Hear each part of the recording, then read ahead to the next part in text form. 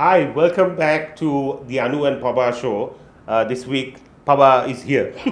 So it's I am back. it's the third episode that we're going to talk about. Paba, did you see the last episode I did about happiness? Yes. I don't know whether we have found happiness yet, but there are some people here who are happy right in front of us. We're not going to show them, by the way. So it's all good. But you know what? Paba actually, when I spoke to Paba like 2 days ago, she said, there are some specific things that you want to talk about on the show, because you know what, rather than moving forward, government policy in Sri Lanka seems to be moving backwards in regards to HIV. So can you let us know about that? Yeah, so it's සිංහලෙන් කියන්නම්. මොකද සිංහලත් වැඩිපුර තේරෙන කට්ටිය ඉන්නවනේ. දැන් ලංකාවේ HIV වලට බෙහෙත් තියෙනවා. HIV මාරාන්තිකයි කියලා ඉස්සර වගේ පෝස්ටර් ගහලා බය කරන්න ඕනේ නැහැ. ලෝකේ තත්ත්වය තමයි 2017 ඉඳලා තමයි මේ දැනුම තියෙන්නේ ලෝකේ. 2017 දී ආපු රිසර්ච් අනුව HIV වලට ප්‍රතිකාර ගන්නවා නම් එයාගේ ශරීර තරල වලින්, ඒ කියන්නේ රුධිරය, යෝනි ශ්‍රාවය, ශුක්‍ර තරලය, ගුද තරල සහ මව්කිරි කියන තරල පහෙන් HIV හැදෙන්නේ නැහැ වෙන කාටවත්. බෙහෙත් ගන්නවා නම් වෛරස් එක පාලනය වෙලා. දැන් මේක තමයි ලෝකෙම ප්‍රතිපත්තිය. 2030 වෙනකොට ලෝකයේ මේ ගෝල් එකක් අරමුණක් තියෙනවා යන්න 95%ක් HIV සමග ජීවත් වෙන අයව හඳුන ගන්නවා කියලා. ඒකෙන් 95%ක් බෙහෙත් ගන්නවා.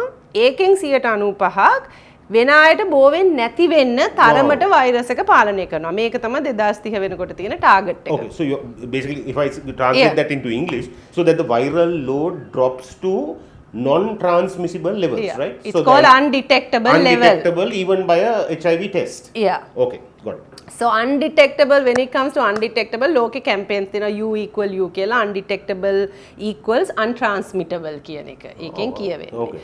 So then මේ දවස් 3-4කට කලින් මේ ඔක්කොම තියෙන දැන් රජයේ ලංකාවේ ප්‍රතිපත්තියත් ටෙස්ට් ඇන්ඩ් ට්‍රීට් කියන එක. ඉතින් ටෙස්ට් වැඩි කරලා, මොකද හැමෝම ටෙස්ට් කරොත් හැමෝම බෙහෙත් ගන්නවා නම් එහෙනම් HIV බෝ වෙන්න chance එකක් නැහැ. මේක තමයි අපිට HIV එලිමිනේට් කරන්න තියෙන පාර. ඉතින් දැන් ඒ වුණාට but one second, දැන් අපි මං හිතුවේ අපි full success story එකක් කියලා when it comes to treating HIV. So that දැන් 2017 ඉඳන් ලංකාව අම්මගෙන් දරුවට HIV යන එක සම්පූර්ණයෙන් නතර කරා. මොකද ඒක කරේ කොහොමද? සියලුම ප්‍රෙග්නන්ට් වෙන ගැප් ගන්න කාන්තාවන්ව ටෙස්ට් කරනවා. අපි දැන් ෂුගර් වලට ටෙස්ට් කරනවා වගේ අනිවාර්ය ටෙස්ට් එකක් බවට පත් කරා. එතකොට ලංකාවේ දැන් ගෙදර හැම කෙනෙක්ම රෝහලක් එක්ක සම්බන්ධ වෙලා ඉන්නේ අපේ පවුල් සෞඛ්‍ය නිලධාරීන් හරහා. So ඒ ඉඳ මේ ටෙස්ට් එක කරනවා. HIV කියලා ඒගොල්ලන්ට HIV පොසිටිව් වුණොත් රජයෙන් නොමිලේ බෙහෙත් දෙනවා, වෛරල් මට්ටම පල්ලෙහාට ගෙන්නනවා. එතකොට දරුවට බෝ වෙන්නෙත් නැහැ, මව්කිරි වලින් සහ ප්‍රසූතියේදී හම්බෙන්නෙත් නැහැ. ගොඩක් වෙලාවට ඒගොල්ලන්ව සීස කරලා ගන්නවා. ඉතින් මේ ට්‍රාන්ස්මිෂන් එක නැවැත්තුවා. ලෝකේ පළවෙනි රටවල් කීපෙක එකක් තමයි ලංකාව මේක කරපු.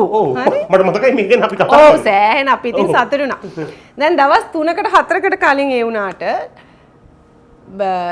ජාතික HIV නිවාරණ වැඩසටහන වෙනුවෙන් ටීවී එකට කතා කරලා ඒක දොස්තර කෙනෙක් කියනවා මේ සමලිංගිකයෝ වැඩි වෙලා හින්දා ලංකාවේ HIV වැඩි වෙලා.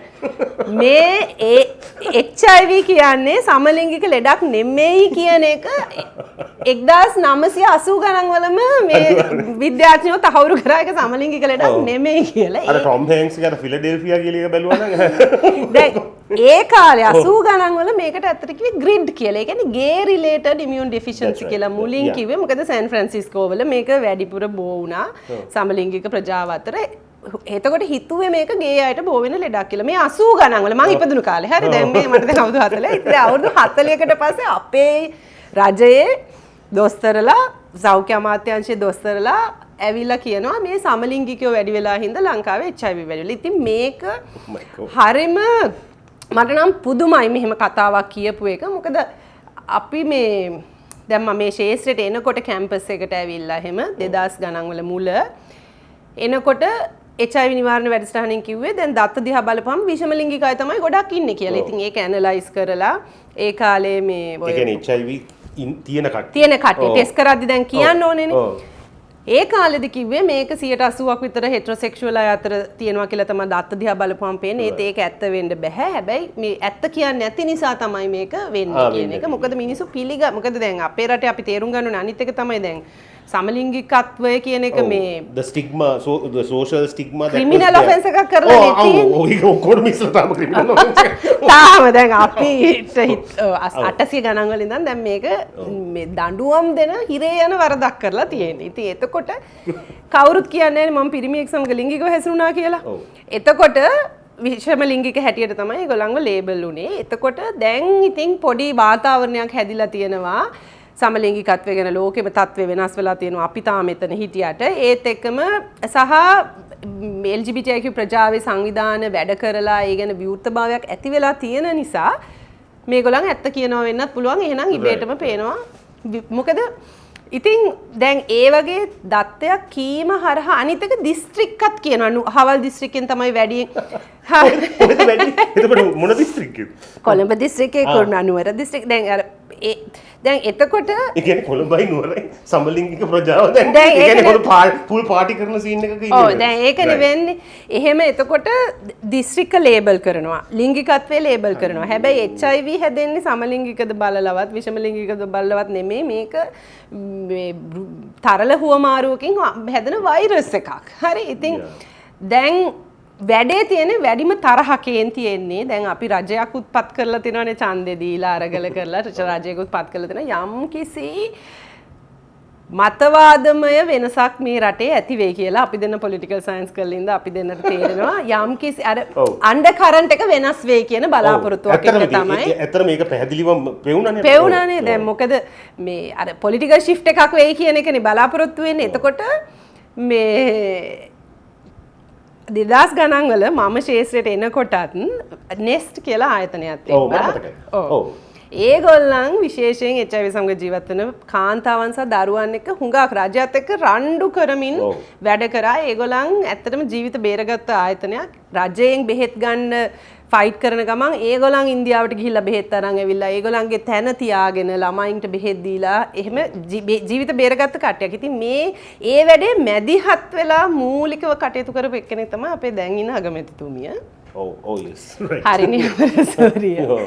දැන් ඒ කියන්නේ දැනුම නැත්තේ නැහනේ මේක ගේ ඩිසීස් එකක් නෙමෙයි කියලා එයාත් හොඳටම එතකොට දැන් එයාගේ පාලනය යටතේ එයාගේ ගවර්නන්ස් එක යටතේ තියෙන අමාත්‍යංශය එයාගේ කෙලින්ම එයා යටතේ නොවුනට අපි ඒ අවබෝධය තියෙනවා කියලානේ හිතන්නේ. එතකොට රජය ඇතුලේ හරි කියන්නේ රෙප්‍රසෙන්ටටිව් කෙනෙක් ඒ කියන්නේ එයා නියෝජනය කරනවා නම් හෙල්ත් මිනිස්ට්‍රි එක. ඔව්. so you better be better informed. රජය නියෝජනය කරද්දී ඒ වගේ ප්‍රයිම් මිනිස්ටර් කෙනෙක් අපිට ඉන්නවා නම් අපි එතකොට යම්කිසි අවබෝධයකින්නේ ඡන්දෙ දීලා කටියව පත් කරගන්නේ නැත්නම් නිකන් ඕන කෙනෙක්ට අපි දිනවන්න පුළුවන් නේ මිනිස්සුන්ට. එහෙම තියෙද්දී ඒ යටතේ තියෙන රජයක් හරහා සමලිංගිකයෝ වැඩි වෙලා ඒ නිසා HIV බෝ වෙලා වගේ මේ වගේ කැත කතාවක් රජය පැත්තෙන් රූපවාහිනී වලට කියනකොට ඊට පස්සේ අපේ channelුත් ඒක ටග් ගාලා ගන්නනේ ඉන්නේ. මොකද කොහොමද ඒක සෙන්සේෂනල් එකක්? ඔව් ටග් ගාලා එතකොට හිරු එකේ එහෙම යනවා ලොකුවට හේතුව සමලිංගිකයන් වැඩි වෙලා HIV හරි බය කරන්න. දැන් එතකොට ග්‍රාමීයව එහෙම සමලිංගික වගේ හිතෙන වෙනස්වට හැසිරෙන පිරිමි ළමෙක් එහෙම ඉන්නවා නම් තනි කර එයා ඒඩ්ස් කාර්යයක් හැටියට ලේබල් ගහලා ඉවරයි පොඩි කාලේ ඉඳලම. දැන් මේක මම කියන්නේ මේ ලෝකේ දැන් ඕක 1980 ගණන් වල ওই සිද්ධියම වුණා. ඒ කියන්නේ හැමතැනම. and then we seem to be going ඒක ගේන්න ඕනේ නැහනේ. ඒක නෙන්නම් because there I mean all you have to do is a little some basic research. ඒ කියන්නේ ප්‍රාථමික ලෙස ගිහිල්ලා just Google එකේ බලන්න treatment for HIV කියලා. there's just there's an incredible amount of information that you can find and you will find for yourself. Me api කියන කින්තක් පිළිගන්න එපා. Find out for yourself. I always tell my son also this. Find out anything that you want on your own so that you can independently verify whether what your mother and father are saying also true, right? So ඒක ගිහිල්ලා බැලුවම ඔයගොල්ලන්ටම තේරෙනවා අනිවාර්යෙන් මේවට බෙහෙත් තියෙනවා this viral load එක බහිනවා ඒ කියන්නේ 0.000 ගානකට බහැලා so that it doesn't become transmissible and then suddenly you have a government representative representing the health sector saying that the homosexuals have grown in the country. There's a vast number of homosexuals who seem to be just going out and enjoying themselves, which is their prerogative as far as I'm concerned. But what I'm trying to say is, I mean, come on, man. we can't be going and doing the same educational thing over and over and over again. So for every new generation that comes, you can't be teaching the same thing. Yeah, because දැන් මමත් දැකලා තියෙනවා media training කියලා 100,000 ඒ කියන්නේ 33 කෝටියක් අර දේවතාවෝ ඉන්නවා වගේ මීඩියා ට්‍රේනින් සුත් කරලා තියෙනවා 33 කෝටියකට වඩා හැම ආයතනයකින්ම මෙහෙමයි ලියන්නේ මෙහෙමයි ආචාර ධර්ම ඇතුව කරන්න ඕනේ එහෙම කියලා. ඒත් එක්කම දැන් මේ ඒ ගැන එහෙම කියද්දී සමලිංගික හරි සමලිංගික පුද්ගලයන් අතර HIV වැඩි වෙලා කියලා කියමු ඒක ඇත්ත කියලා කියමුකෝ. එහෙනම් අපි බලන්න ඕනේ ඇයි ඒක වැඩි වෙලා තියෙන්නේ කියලානේ සමලිංගික පුද්ගලයන් වැඩි වීම නෙමෙයි ඒකට හේතුව. ඒගොල්ලන්ට එක්කෝ සෞඛ්‍ය සඳහා ප්‍රවේශයක් නැහැ. කොන්ඩම් ගන්න ප්‍රවේශයක් නැහැ. එක්කෝ දුප්පත්කම, එක්කෝ ජේල් පැකට් එකක් ගන්න සල්ලි නැහැ. එහෙම නැත්නම් දැනුම නැහැ. මේ වගේ ගොඩක් සිස්ටමික් අර එදා කිව්වා වගේ අපි මේ ගොඩක් ව්‍යුහාත්මක ප්‍රශ්න තියෙන හින්දා තමයි සමලිංගික අය අතර තාමත් HIV වැඩියෙන් පැතිරෙන්නේ. මොකද පළවෙනි කාරණාව ක්‍රිමිනලයිස් කරලා තියෙන හින්දා. ඉතින් ඒක ඩීක්‍රිමිනලයිස් කරන්න you're under the radar, no? Everybody who is even remotely actually not even discovered that they might be gay still. Yeah. They are not going to come out and admit it like loud and proud because obviously දැන් මේක හිරේ යන්න පුළුවන් වැඩක් නෙමෙයි. ඇත්තටම එළිය කියන අන්තික just imagine how difficult it is for a teenage girl or boy to be dealing with that reality and then kind of dealing with your having to be scared about having to go to jail. Your friends, I mean, because you are already thinking, okay, you know, people are going to judge us. You might even think that your parents are going to judge you because lot of parents do, no? And at the same time, you are thinking, okay, so now, but I want to ask, දැන් ඇත්තටම සමලිංගික ප්‍රජාව වැඩි වෙලාද? එහෙම අපිට කියන්න බෑනේ. But no stats like that. මොකද සමලිංගික ඒ කියන්නේ ලිංගිකත්වය කියන එක අනිත් එක ඒක තමන්ගේ ලිංගිකත්වය මොකද්ද කියලා හොයාගන්න ජීවිත කාලෙම යන්න පුළුවන්. Not everybody is like come out as gay as soon.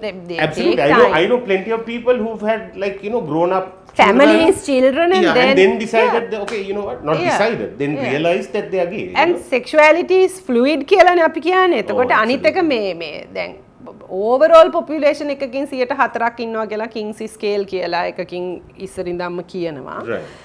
104ක් හිටියට ඒක මේ ලංකාවේවත් ලෝකෙවත් මෙච්චරක් ඉන්නවා කියලා එහෙම ඒක සයන්ටිෆික් විදිහට නැත්නම් it's a guess.